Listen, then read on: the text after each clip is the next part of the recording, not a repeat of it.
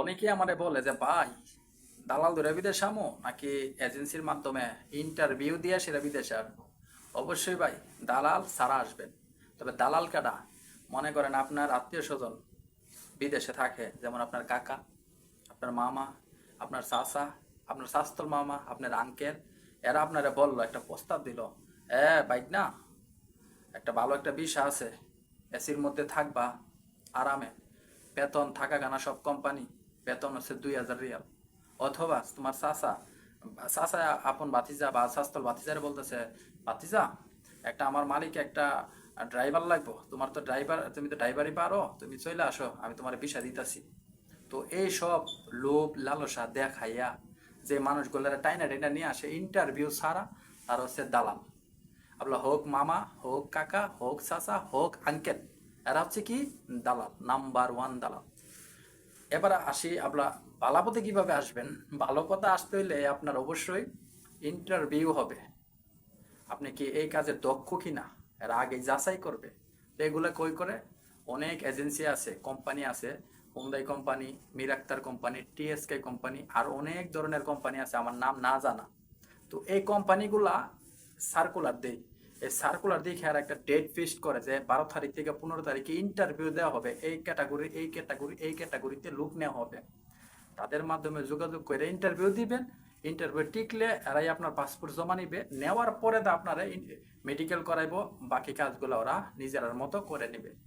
আর দালালের কাজ হচ্ছে ইন্টারভিউ লাগতো না, আয়া পড়ো বাইক না, আয়া পড়ো বাতিজা, আয়া পড়ো আঙ্কেল, ইন্টারভিউ ছাড়া ওই বেশি বুঝো কি লিগা, আমার থেকে বেশি বুঝো, আমরা আসি বিদেশ, এই সুন্দর সুন্দর কথা কয়ে সেটা আপনারা লুই আইব। তো এই সব লোকের কাছ থেকে দূরে থাকবেন। যদি আপনারে ফান্দ ফালায় আনতারে, আপনার আকামা তো পাইতে নই না, কাজ তো পাইতে নই না, বেতনও পাইতেন না। আপনি নিজেও কষ্ট করবেন, লগে আপনার পরিবারটারে কষ্ট দিবেন। যে 5টা লাখ টাকা দিয়ে আইবেন, এই 5টা লাখ টাকার মা বাবা পাইতেন না খুঁজা, তো দালালও পাইতেন না খুঁজা, মা বাবা পাইতেন না খুঁজা, হুদায় আপনি কষ্ট করবেন।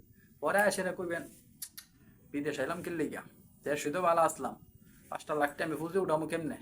একবার যদি ফুজে উড়াই তারি একবার বাইর জেলে গাড়াইতাম না বিদেশে, এই কথা সবাই কো, আমি প্রথম প্রথম কইছি। তো এখন আমার আলহামদুলিল্লাহ যে টাকাতে আসছিলাম ওই টাকা পয়সা উঠে গেছে।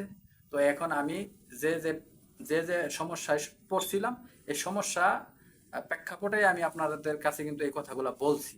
ঠিক আছে, বাস্তব কথা, কোনো এখানে কোনো ভুল নাই। এরকম ঘটনা ঘটছে বিধে কিন্তু আমি আপনাদের কাছে বলতেছি। তো আমার কথায় যারা বিশ্বাস করেন তারা আমার কথা শুনবেন। দালাল দালাল মামু, দালাল কাকা, দালাল চাচা সাইরা ভালো জায়গায় ইন্টারভিউ দিয়া বিদেশে আইয়েন।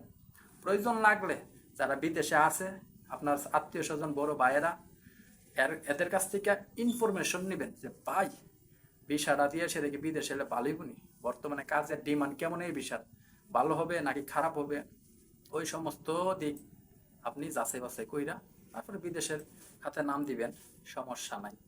তবে বিদেশে আসলে একটা জিনিস আপনি ভালো বেতন পাইবেন কোন কোন কাজ দিয়া, এটা তো জানা দরকার আছে।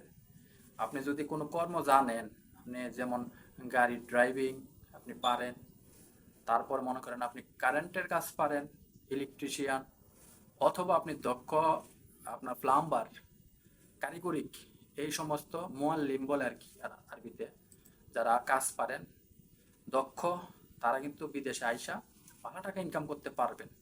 কিন্তু কাজ না জানি না আসলে আপনি কি করতে হবে, আপনার হসপিটাল ক্লিনার করতে হবে, নাই তো এস্তারাতে ক্লিনারের কাজ করতে হবে, নাইলে অফিস ক্লিনারের কাজ করতে হবে, নাইলে পরিশ্রম করতে হবে, রৌদ্রে পড়তে হইব, শীতে ঠান্ডাতে মরতে হইব। এই সমস্ত কাজগুলো আপনার করতে হইব। তার জন্য অবশ্যই অবশ্যই আপনি কাজ শিখবেন।